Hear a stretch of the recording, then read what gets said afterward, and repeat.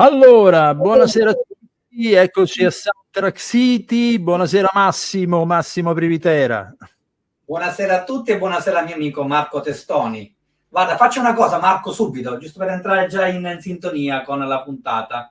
Stasera parto da questa colonna sonora di questo film di grandissimo successo al botteghino. Non si era visto un successo così di un film italiano da, devo dire, molteplici anni, e sono felicissimo perché ha veramente riportato la gente al cinema. Ma noi che parliamo sempre di colonne sonore, partiamo da questo perché ai SIAE Music Awards, l'ultima edizione, la seconda, Lele Marchitelli, autore della colonna sonora del film di Paola Cortellesi, ha vinto miglior colonna sonora cinema. E quindi noi, che siamo sempre sull'attualità, ma anche perché volevamo parlare da tempo con Lele Marchitelli, noi questa sera lo intervistiamo. E quindi abbiamo Lele?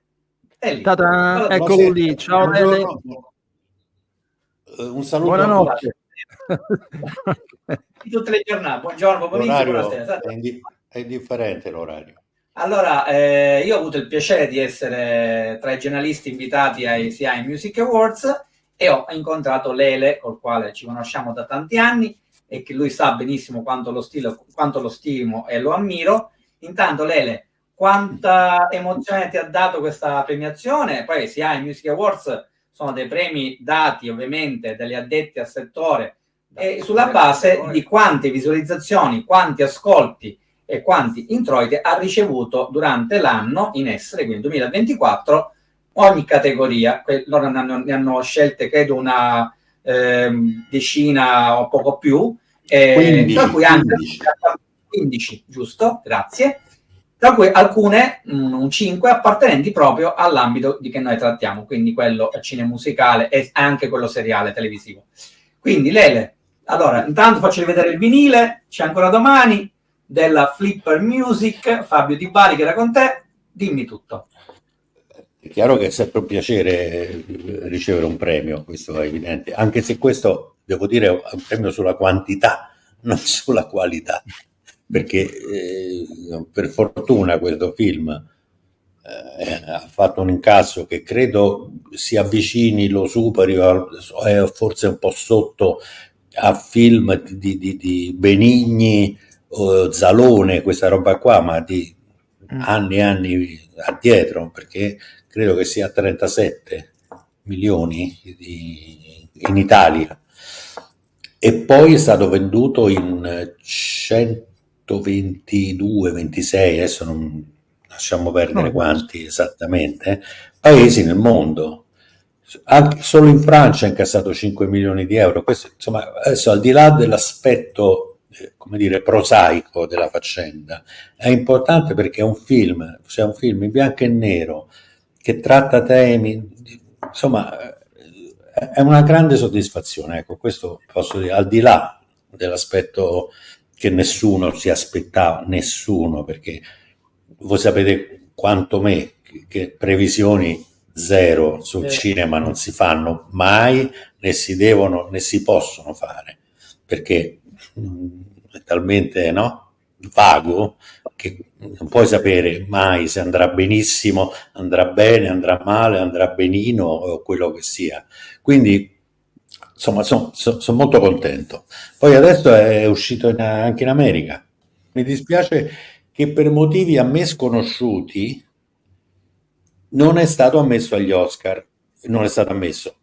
Il film agli Oscar doveva essere dal 1° novembre, mi sembra, in poi, nell'anno, mentre questo qua è uscito il 26 ottobre, per cui per 4-5 giorni non è potuto essere, che invece proprio ieri parlavo con un produttore italiano che vive a Los Angeles, ho detto questo è un film che in America sarebbe piaciuto tantissimo, non so in base a che, però so quelle cose che uno dice, poi non c'è la prova contraria, quindi non lo possiamo sapere. No, questo mi dispiace poi, insomma, a parte che c'è Vermiglio che per carità va benissimo, è un gran film, quindi non c'è polemica. Penso che nessuno si aspettasse quando è uscito il film andare agli Oscar, quindi lì per lì io credo che non hanno fatto questo tipo di conti nessuno. No, ma l'ho appena detto, figurati, per carità, va benissimo. Secondo te quali sono state le ragioni di questo enorme successo? Cioè che io quando ci sono andato la sala era piena di ragazzi, e i ragazzi normalmente è un pubblico difficile da acchiappare. Secondo te quali sono le ragioni? Credo che la prima, e che questo vale per tutti i film che poi hanno successo, è il passaparola. Sì, vero. Cioè nel senso che nessuno, o pressoché nessuno, una volta visto il film ha detto no, sì, ma insomma, vabbè, tutti quanti sono stati entusiasti e l'entusiasmo si trasmette. Infatti il film è stato per mesi nei circuiti, che è una cosa rara, rarissima, Sì, anche nei film che fanno un sacco di soldi. Tra l'altro parliamo di un film in bianco e nero. Non dimentichiamolo, perché non è un dettaglio da poco. No. E infatti mi raccontava Paola che quando lei raccontava il film alla produzione, loro sono un po' svenuti, no? Perché dicevano no, questo è un film in bianco e nero. Ha insistito e ha avuto ragione, evidentemente. E poi perché è un argomento trattato in un certo modo. Sappiamo bene di che cosa stiamo parlando, perché non è, come no, cioè, anzi, è materia quotidiana, ahimè. Però trattandolo in un certo modo, sì, qualche risata si fa, ma insomma a denti stretti, diciamo, no? Perché poi gli attori, a parte sono bravissimi tutti quanti, e perché è stata brava lei a decidere da che parte andare e aiutare gli attori a non fare, per esempio Valerio Mastandrea, lui si è molto spaventato all'inizio, ha detto io questo non lo posso fare, non lo posso fare, non ce la faccio, è difficile, non è mio, lasciami in pace. E invece, essendo bravo attore, essendo lei una brava regista, perché questa è un'opera prima, attenzione. Sì. Certo, Paola c'è un'esperienza importante come attrice, ovviamente. Poi noi ci conosciamo da tanti anni. Infatti lei quando mi ha chiamato mi ha raccontato il film a parole nel mio studio, senza ancora non mi aveva nemmeno mandato la sceneggiatura. E io gli ho detto guarda, se tu vuoi una musica che faccia il verso a quell'età, a quel momento, gli anni, fine anni tra i 45 48, insomma quegli anni lì, no, non sono io.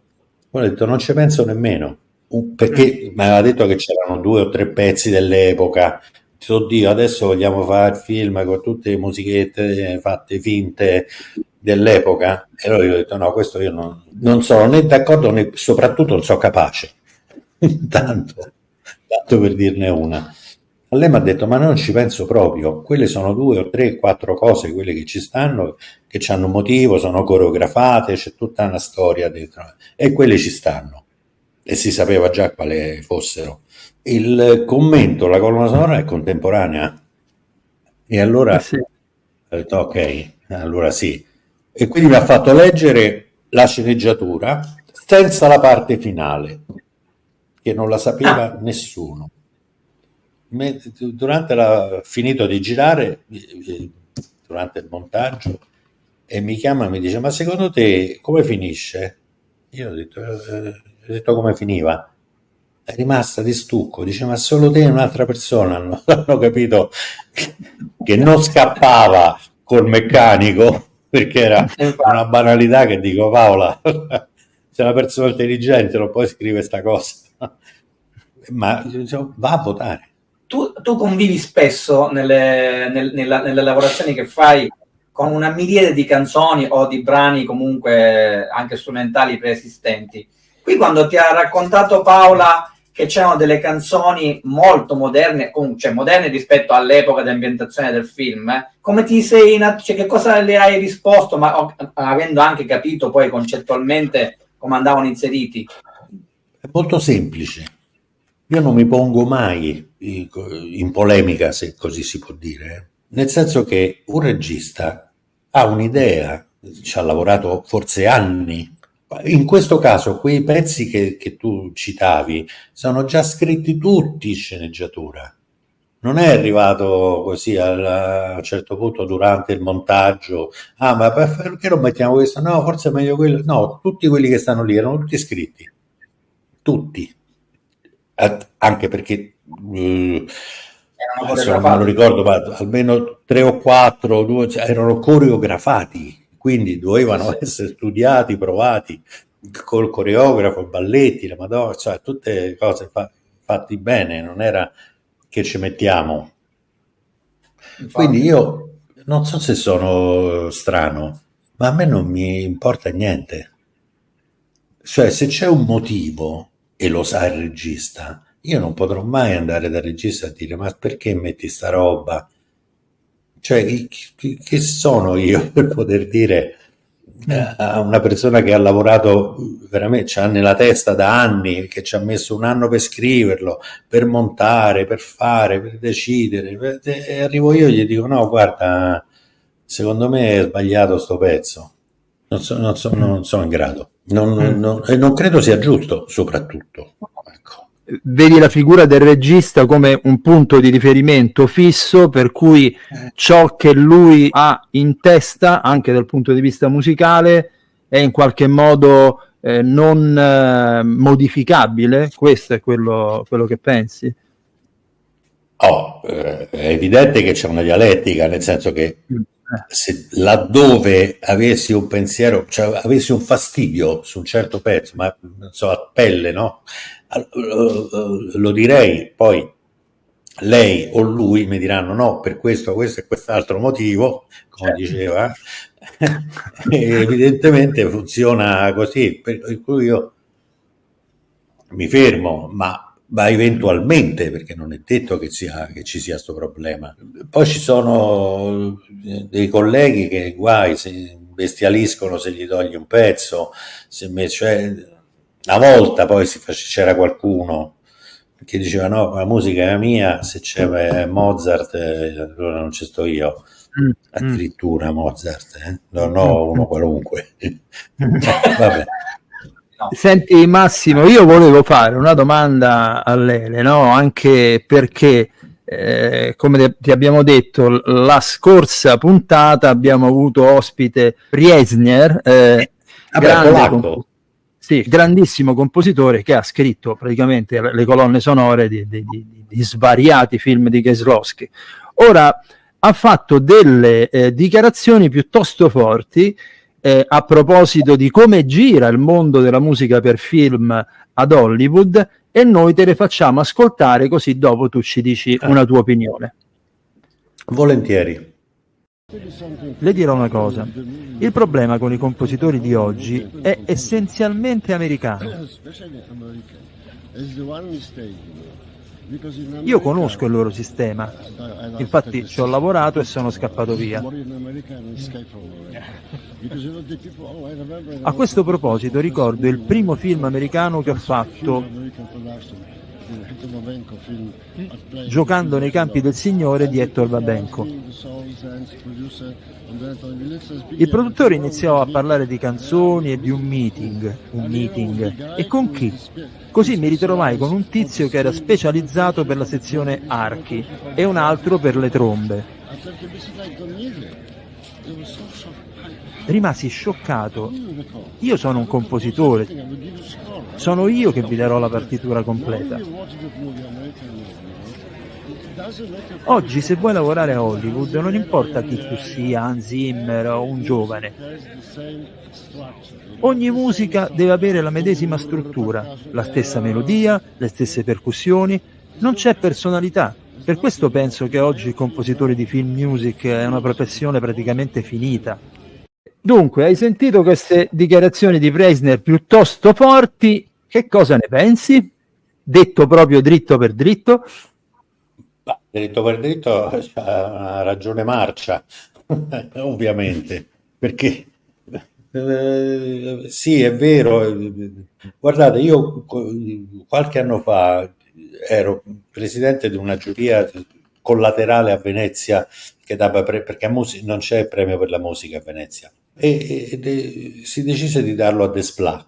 Mi sono intrattenuto per un po' di tempo chiacchierando con lui e parliamo di Alexander Desplat, no? Diciamo, insomma, uno che sta in quel mondo lì con tutte le mani, i piedi, tutto quanto, Esattamente, lui aveva lo stesso problema, la tempo music. E peggio ancora, e lì ho capito che aveva ragione, è quando mettono la tua. Ah, pure. Perché è peggio, perché tu senti una cosa X di qualcuno e dici, è un problema, però cerchiamo di capire come uscirne. Ma se ti mettono una cosa tua, che accidenti fai? Andare a ispirarti da te stesso è una cosa che non si... Io, allora, devo dire una cosa, io ho avuto qualche esperienza, ce l'ho avuta in America,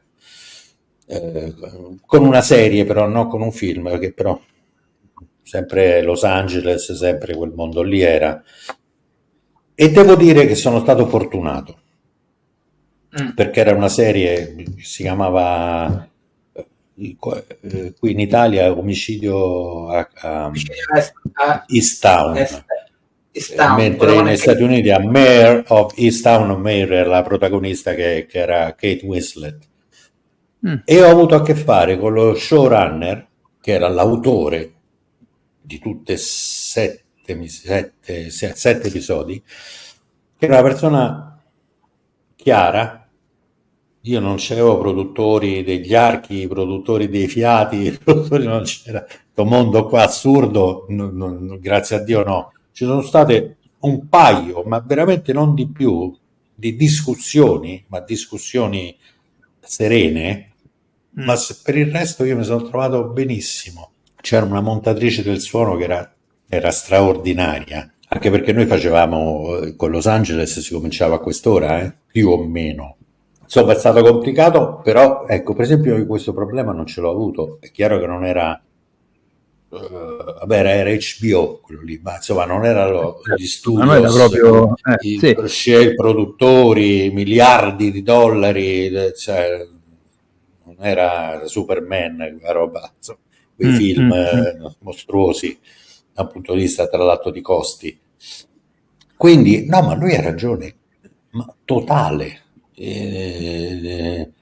Adesso io non lo so se lui parla pure che dice è finito il ruolo. Secondo te questa è una situazione solo americana o anche da noi qualche cosa sta cominciando a cambiare? Da noi intendo da noi Europa, o a noi anche non solo Italia. Allora, intanto qui da noi non c'è il music supervisor, che è una figura che esiste lì ed è addirittura aiutata dagli agenti, cioè i music supervisors hanno gli agenti. Lo dico perché io ho una americana. In realtà lo dico, siccome io faccio di mestiere il music supervisor, esiste una dicotomia, incredibile tra la scuola americana e la scuola europea. Però ecco, dico, esiste anche una via diversa. Ecco. No, nel senso che a parte il nome, perché in Italia come si chiama? Si chiama o supervisore musicale, che detto così non c'ha lo stesso fascino. Non voglio senza nulla togliere al lavoro che si fa, perché in genere questa figura serve a dire, il regista dice quando non lo sa prima, ci richiamiamo a quello che ho detto poco fa, nel senso che molti già scrivono il pezzo è questo, voglio questo.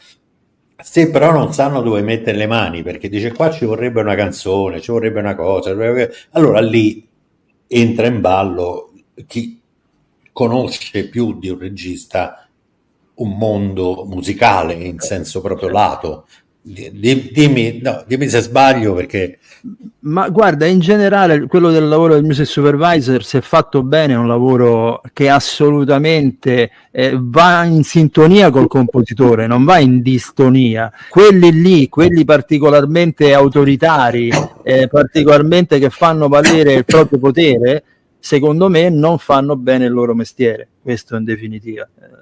io adesso non so che potere si possa avere, a meno che non c'hai una fratellanza col produttore, e allora lì cambia.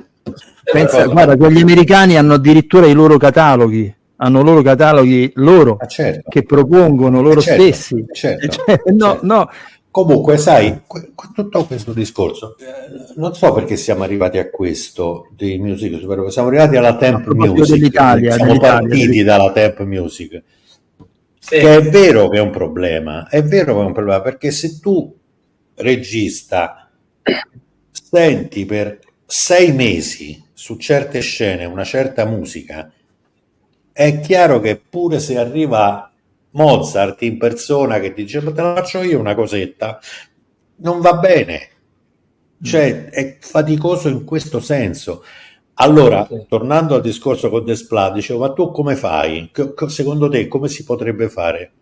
Ho detto, si potrebbe fare in un unico modo che non si può fare, e cioè stare tutto il tempo nella edit room, che non si può fare, perché proprio non puoi stare mesi dalla mattina alla sera, a parte diventi pazzo, e poi non serve a niente, cioè non puoi fare nient'altro, dovrebbero dare 1 miliardo, vabbè, per dire, su queste cose, ma insomma io poi non sono così, cerco di non essere così pessimista, faccio una gran fatica, però il cinema è un lavoro di gruppo con capo, e questo è. E quel capo non è no, perché il musicista se no si fa il disco suo, è diverso. Infatti. Volevo chiederti, io, anzi, più che altro è un aneddoto che tra me e Lele, perché data la nostra amicizia, sapevo che andava così. Vabbè, sì. Faceva la domanda. No, ma perché l'aneddoto è che io chiamo Lele ogni volta che vedo un film di Paolo Sorrentino. Ultimamente l'ho chiamato dopo Partenove, che ho visto in anteprima un mese fa, perché mi aveva incuriosito un brano che avevo sentito anche una tromba solista, mi sembrava Fabrizio Bossolo. Ho detto, Lele, ma questo pezzo qui l'hai scritto tu? Perché poi io, ovviamente, avendo da professionista qual sono, ma anche da cultore cinefilo, mi guardo tutti i titoli di coda. Allora ho visto che c'erano dei pezzi, Lele, ho detto, caspita, Lele, è uno di quei 2 pezzi lì il tuo, con questa tromba di Fabrizio Bosso, perché mi ricordava un brano suo, quindi ho detto, volevo capire qual era. E Lele, ma cosa mi hai risposto? Se puoi rispondere. Ho risposto che io avevo fatto non più di un paio di pezzi dentro questo film, anche se questo lavoro era cominciato in un altro modo, però e qua torniamo al fatto che Paolo ha cominciato a lavorare con una serie di pezzi per mesi, mettendo cose, perché lui su questo è imbattibile, questo va detto, mettendo una serie di pezzi che a un certo punto ha deciso che voleva fare solo tutto col repertorio. E a proposito di quello che ho appena detto, ho detto, beh, mi dispiace, ma è nelle tue facoltà. Quindi, amici come prima, buonanotte, come si dice. All'epoca è successa una storia ridicola, che mi hanno candidato ai Nastri d'Argento per una musica che non c'è proprio, non c'è il nome mio. Ripeto, abbiamo cominciato, c'è un'età, non era in registrazione questa cosa che sto dicendo. No, c'è un'età che non me frega niente. Sto veramente in pace, no? In grazia di Dio, sono contento di quello che faccio, di quello che ho fatto, perché ho fatto un sacco di cose, oltre a queste 4, 5, 6 di cui abbiamo parlato. Spero di uscire da questo imbarazzo e che nessuno si accorga di non volermi dare nessun premio, perché sennò mi tocca dire, siccome è già successo dove non c'ero proprio menzionato mai. Infatti. Dico, ma riguardate i titoli dei film, mi è stato risposto, ma la produzione ci doveva dire. cosa? Ti doveva dire che io non c'ero. Se non ci sto, che deve dire di tutti gli attori che non ci stanno? Deve dire guarda, quello non c'è, quello non c'è, quello non c'è. Capisci? Ma, La figuraccia hanno no. fatto. Infatti, abbiamo parlato Che è finita a ovviamente gran quando- risate con Paolo, perché lui me l'ha detto, mi ha telefonato, ho detto, oh, sei candidato ai nastri. Ah, ma che meraviglia, senza aver fatto niente. Vabbè, No, che ma poi è come se guardate, a servirlo gli dicessero magari non fa un film con Sorrentino e lo mettono in lizza per qualche premio, la stessa cosa, perché attore lui protagonista, no? Sì, sì, sì. Abbiamo fatto tante cose, eh, abbiamo fatto tante cose di cui sono Guarda, io ci tengo, assolutamente mentre fiero. voi parlate, io faccio vedere questi due che per me sono dei gioielli. Ecco, La per grande bellezza esempio, loro. a parte la grande bellezza che è, ma loro non si può vedere, va Lo so, bene? Non si può lo vedere. so. Purtroppo lo so e io che sono un collezionista dei film di Sorrentino non ce l'ho nella mia collezione perché non lo posso neanche acquistare, perché No, non si trova da acquistare. io ce l'ho, c'ho il disco e sono, tra l'altro, ecco, è uno di tutte le cose fatte con Paolo, che ormai sono 5, 6, 7, quello che sia, è uno di quelli di cui vado più fiero del mio lavoro, E come no? perché c'è un sacco di roba che mi piace. Poi ci sono questi che io adoro, lo sai che io sono un fan. Anche questi delle sono serie. lavori di cui sono fiero, veramente fiero, Sì. felice, perché a parte Stupendi. l'impegno, perché poi lavorare con Paolo è molto stimolante, è molto attento, come per esempio Paola, anche una talmente precisa che rasenta il fastidio, che non è ovviamente, e questo è bene, non si accontenta e questo ti stimola. Sì. Dice no, sì, questa sì, no, va bene, dai, lascia. No, non va bene, scusa, dobbiamo trovare un'altra cosa, cerchiamola. Diciamo la strada è giusta, ma non è perfettamente quella lì. Beh, lavoriamoci. Non lasciamo le cose, sì, tanto un pezzo vale l'altro. No, un pezzo non vale l'altro. E questo vale per Paolo e per Paola. È chiaro che Paolo c'ha un'altra storia, quanti ha fatto? 10-15 film, quanti ha fatti? Nemmeno lo so. Perché il compositore deve essere stimolato, messo in condizioni difficili. Non dico che vada frustrato, no frustrato, perché a volte è pure frustrato. Cioè, quando uno sta là a scrivere, a cercare di scrivere, è fatica, è sudore. No, l'ispirazione non esiste, e io sono d'accordo, esiste solo il lavoro.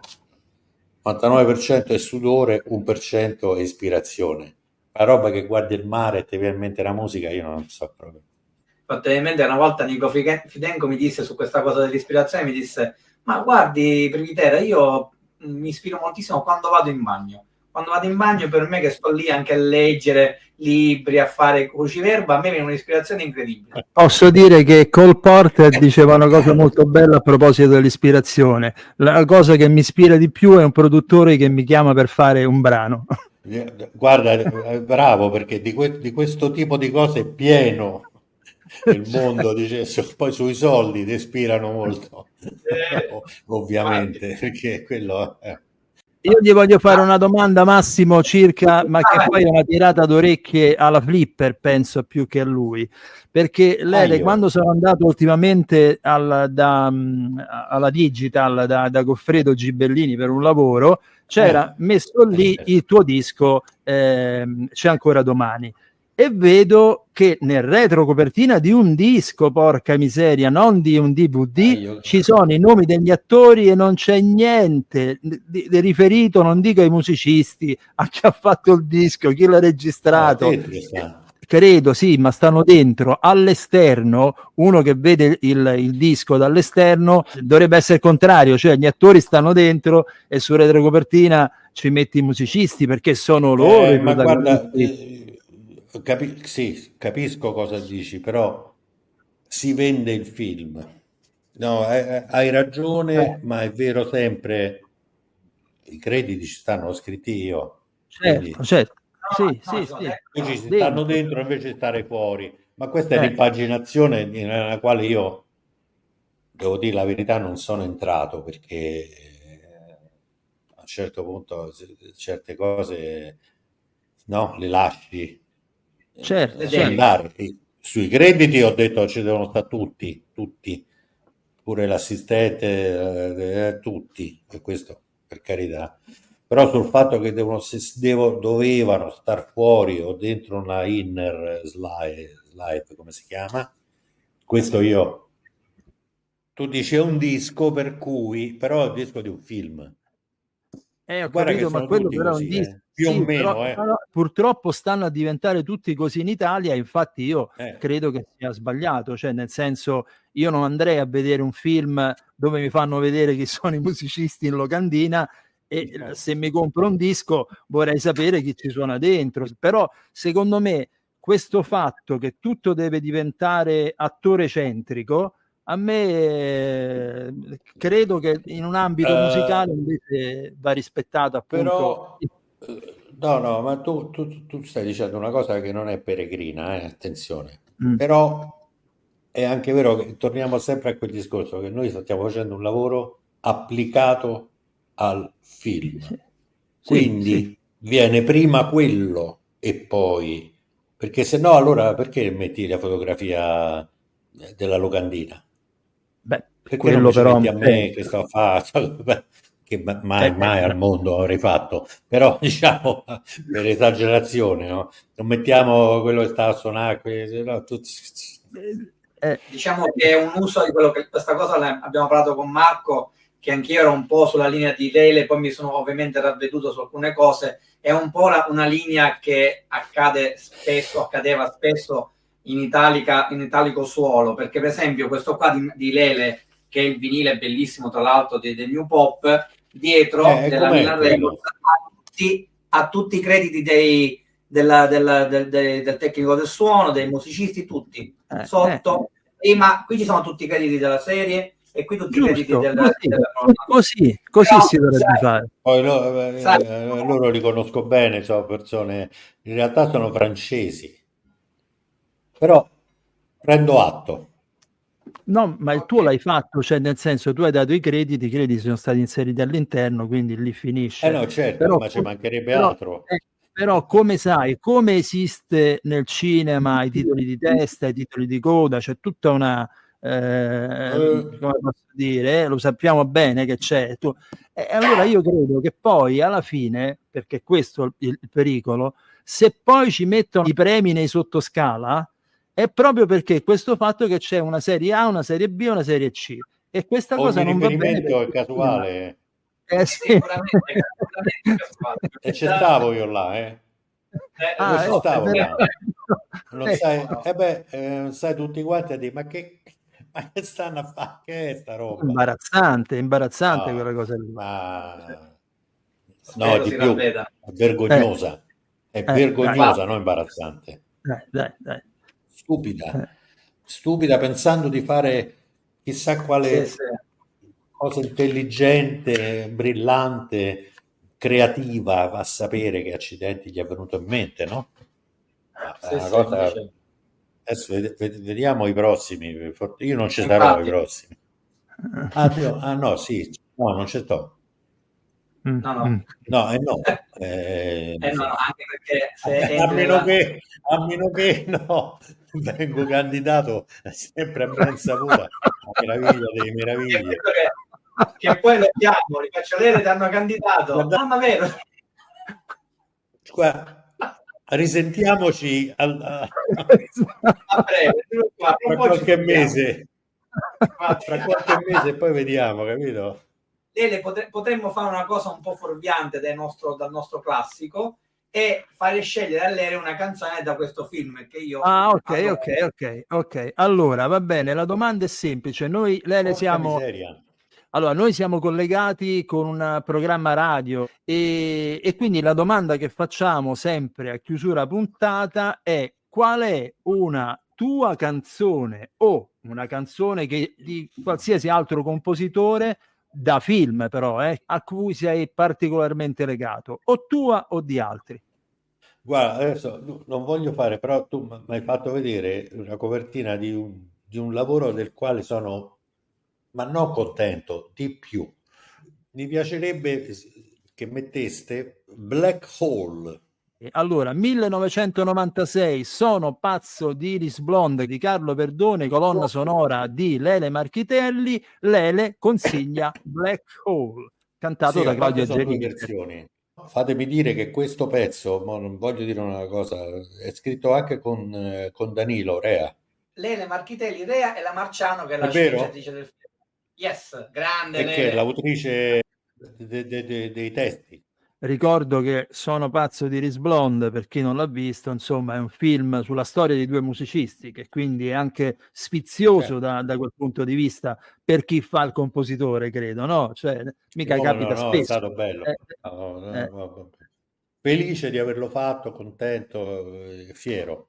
Allora, noi ringraziamo Lele Marchitelli con cui abbiamo discusso amabilmente e dell'ambiente musicale cinematografico e anche di lui, dei suoi lavori e gli abbiamo fatto venire anche dei lucciconi quando ha visto questo Sono pazzo di Iris Blonde. Secondo me l'ho visto un attimo emozionato, emozionato. Mi piace, sono proprio contento. Grazie, Grande Grazie. Lele Marchitelli, arrivederci, Grazie a voi, grazie. grazie Ciao. veramente. grazie. Ciao, Ciao. ciao.